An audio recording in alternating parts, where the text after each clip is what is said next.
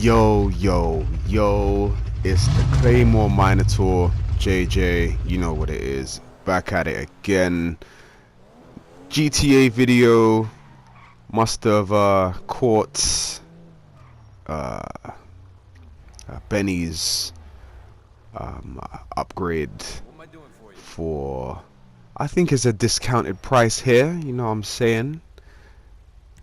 Almost on some budget gaming. Yes indeed, it didn't cost as much as it needed to cost. Did this the other day, you know what I'm saying? So I must have copped that Comet Retro Custom. There it is right there. As you can see, looking like a old school 911. Now real talk, this is probably going to receive some hate, especially if this goes like worldwide and blows up, but I am not a big fan of Porsches in general. I think they all kind of look like the VW Beetles, which, iconic as they may be, I'm not a massive fan of. Basically, I think they're overhyped, but it is what it is. And the GTA recreation, the GTA pastiche, it's okay. I can't complain. I cannot complain. And as usual with Benny's, the customization options are plenty. We're looking through these bumpers right now. I don't think any of the lights on any of these bumpers work, which kind of sucks. Rockstar seems to be kind of inconsistent with the additional lights. Sometimes they work, sometimes they don't. I think it'd be better if they worked all the goddamn time. And hold tight for being able to use your indicator lights, or blinkers, I think people refer to them as. But yes, playing around with some of these bumpers. Another thing I've noticed about being in Benny's, I don't know if it's the brightness of my TV or whatever my gamma settings, but I can never ever really see what's going on when it comes to those bumpers and the splitters, because it's usually dark colors. I'm usually operating in dark colors, so I tend to not be able to see what's going on. Anyway, with this custom version of the Comet, you do get a bunch of customization options, obviously, and some of them, you know, the differences are very subtle, but if you're going for a particular look, then there are enough options to keep you interested. You know, I see here with all the kind of classic looks, and you know, I obviously start by having a look at all of the options first, because you have to try and put these things together, and you can't actually put them onto the vehicle until you actually purchase them. I've seen a bunch of times in internet forums people saying there needs to be some level of shopping cart system so you can actually have a good idea of what your car is going to look like as a finished product, because it's kind of a mix and match mashup. But it is what it is. You have to kind of mentally note down what kind of look you're going for as you peruse all the different options. Now, when it comes to the spoilers, there are some very interesting spoilers on this vehicle. The one before and that one there are probably my favorite of the options. The other ones, they look, to me, just a little bit too, I don't know, cliche. They're just too obvious, too bait, that, you know, you stick a big old racing spoiler on these bad boys. And I always have a look, I always spend a good few minutes having a look at the rims, the bespoke rims at Benny's, just because they're, first of all, they're very expensive, and second of all, because of their outlandish designs. It's like, will this go with the design that I'm going for? And to be honest, a lot of the time they tend not to go. They're so outlandish in their design that I tend to opt for more standard rim choice, because then you look at these and it's like, okay, now we're talking, we're getting a particular look here, a more standardized kind of racing look and feel, and it's just a case of matching up styles and designs, just as something you like, something aesthetic. You're not trying to make a collage of deplorable ugliness. But as you do, you flick through to see if anything would look nice. The tires with the thicker wall, while there are a bunch of racing vehicles that look like that, you do also see a bunch of low profile racing tires, which obviously makes the rims much larger and more visible, like the default ones there. They're not bad, they aren't bad, it has to be said. Oh yeah, I seldom go for any kind of performance upgrade apart from the engine upgrade, just because, you know, you might as well, if you're going to take your car to get customized like this, you might as well make it a little bit faster. But I don't while out with the brakes, the turbos, because to be honest, I don't think I'm going to be using this for racing. I'm not sure how well it does in that area, but I'm in no rush to take it to the track. I mean, I think this is probably the most critical part of the customization, because you can stick on all the bumpers and spoilers and wide body kits that you want, but again, I don't want it to be a festival of deplorable ugliness, so you have to find color that works for you. And I think this is at least a two-tone, primary and secondary color vehicle, so you have to make it look right.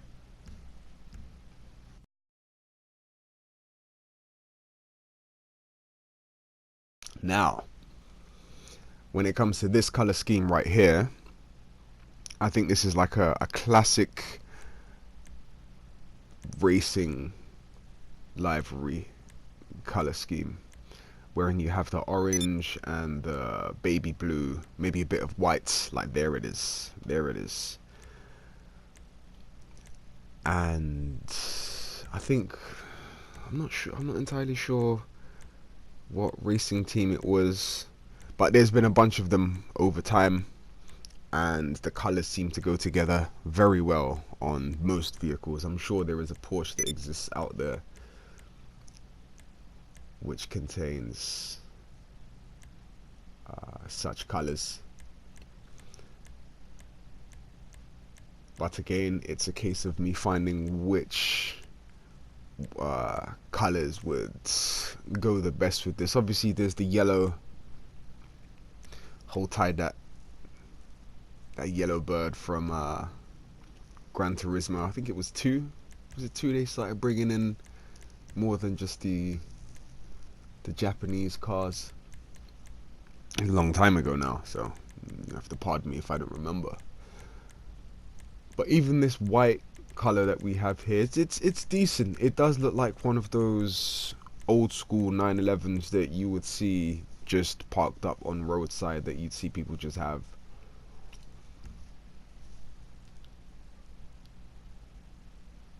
But just because of that livery, I think it's about me taking it there. Obviously we got the innards of the vehicle as well. It's just, I'll let this be for the most part. Very expensive upgrades, and I don't think it's on that Gran Turismo level where taking out the original interior makes the car lighter, which gives it a bit of a boost in acceleration. I don't think it's that deep in GTA. It could be, but there are so many other things that I suppose they have to program that just is asking for a bunch of glitches to take place. Well, yeah, I'm still messing around with the libraries here. See, again, this wouldn't take so long, I don't think, if you were able to see like the product that you are actually building at the time of building it. But it is what it is anyway. Just have to keep playing around in Benny's. I'm sure he doesn't mind. See, we've gone almost full circle now, I think, in that we've gone back to the bumpers. Such a shame about those lights, though, it has to be said. Such a shame.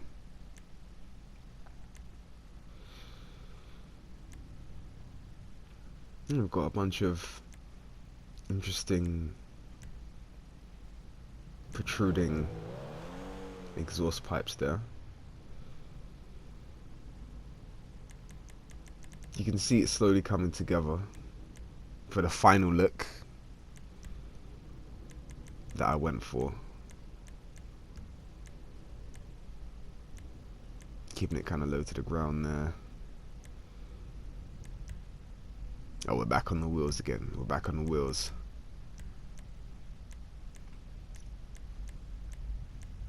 Pretty much guaranteed at this point that I won't be going for any of the Benny's originals or Benny's bespoke. Here we go, looking for those actual racing looking rims and tires.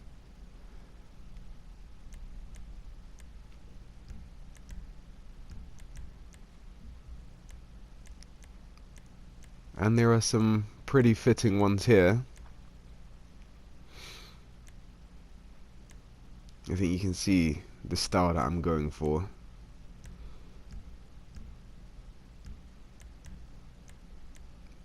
And here comes the colouring of them now. Like I said, I'm going for that racing look. I've seen a bunch of white rim tires in racing, but I'm not sure if you saw how well the blue of the livery and the blue of those rims matched up. The white looks nice as well, it's got to be said, but it's very close to the chrome. You must pardon my metamerism on that one, but the colours look the same. The silver and the white look the same. But that blue, while I guess kind of a bit more washed out than the livery's blue, it still works. And here we go, I put on those custom tires as well, starting to come together quite nicely. And now we're going for that respray. I think this is the point where I'm looking for that orange. Or is it the blue? Is it the baby blue to match the livery? We'll see how close we can come. See, there it is, the paint colors for like the baby blue that is represented on the livery, and I suppose the rims, they're not exactly matching, but I suppose if this thing is speeding past you at 110 miles an hour or whatever the top speed for this bad boy is, probably like 120 something, you're not really going to notice. Like, that blue is obviously not the same. That is far more washed out. It looks like it's been in a garage for too long compared to the livery. But then we have the white that could work, and I suppose I could bring in the orange somewhere else on the vehicle. But we'll see, we'll try a thing.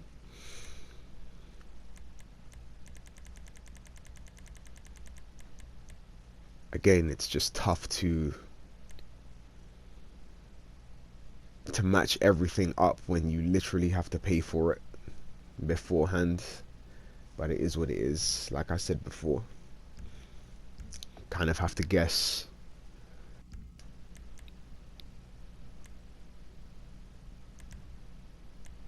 I think at this point this is about trying to bring in that orange just a little bit more, get that color scheme popping.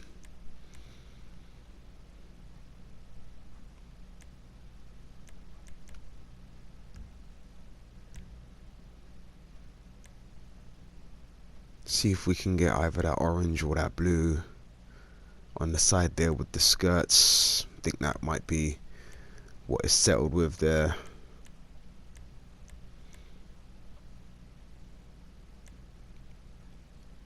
I see, I think I did originally want that, but there wasn't enough of the orange, blue and white livery representation that I wanted, and it's a very similar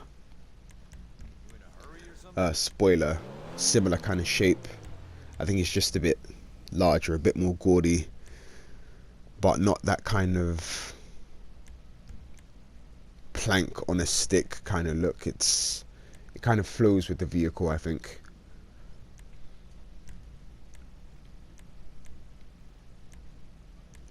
And now that we're saying that we could potentially color the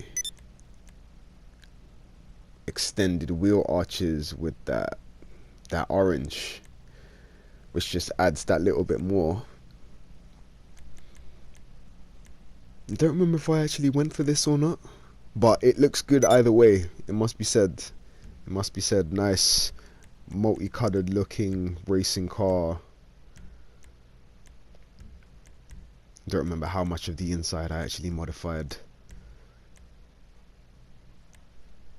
So I think it kind of stays more or less the same on the inside. I don't think it really gets proper stripped down. It still kind of has that dash. But you know, buttons, buttons, buttons.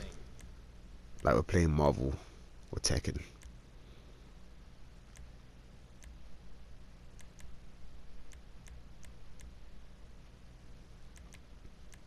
Obviously this is more for like the feel and the look than actual performance, but you know, those interior details. So 1 or 2 cars from the import export DLC and you're good to go anyway, so it's not too much of an L, to be completely honest. Just a shame we don't get that tiny boost, that 0.01 second boost to the acceleration for each of the ones that we've upgraded in the interior. Maybe that's asking too much, I don't know, because it's still just getting to do this in the first place. Almost that Midnight Club level of customization. You know, just subtle touches. Again, I'm not sure it goes too deep on the interior customization. It doesn't proper strip the car out, like for example the Sultan RS, because you can proper take out the entire back of the vehicle. Actually, this is a rear engined vehicle or mid, so I guess it makes sense that it's just there behind you, puffing smoke, making explosions.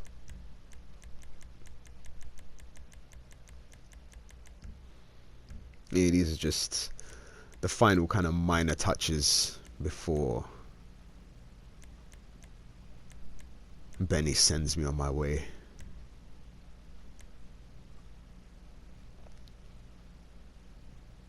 And I know you see it right now, me contemplating making this bad boy a bit faster, and I was just like, nah, there's no need.